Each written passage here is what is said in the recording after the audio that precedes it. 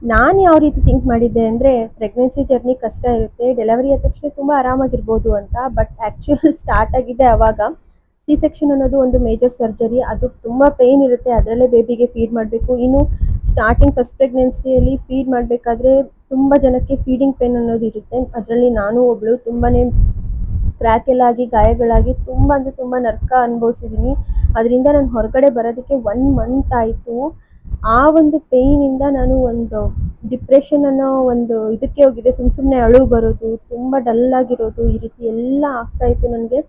ಆ ಟೈಮಲ್ಲಿ ನನ್ನ ಹಸ್ಬೆಂಡ್ ನನಗೆ ತುಂಬ ಸಪೋರ್ಟಿವ್ ಆಗಿದ್ದರು. ಹಾಸ್ಪಿಟಲ್ಗೆಲ್ಲ ಕರ್ಕೊಂಡೋಗಿ ಎಲ್ಲ ತೋರಿಸಿ ತುಂಬ ಅಂದರೆ ತುಂಬ ಸಪೋರ್ಟಿವ್ ಆಗಿದ್ದರು. ನನ್ನ ಹಸ್ಬೆಂಡಿಗೆ ಎಷ್ಟು ಥ್ಯಾಂಕ್ಸ್ ಹೇಳಿದ್ರು ಸಾಲದು. ಇನ್ನು ಮೀಶೋಯಿಂದ ನಾನು ಬೇಬಿದು ಬಟ್ಟೆಗಳಾಗಿರ್ಬೋದು, ನಮ್ಮದೇ ಆಗಲಿ ವಾಲ್ಡ್ರೋಪಲ್ಲಿ ಹಂಗೆ ಒಂದು ತಗೊಳಕ್ಕೆ ಹೋದರೆ ಎಲ್ಲ ಬೀಳುತ್ತೆ.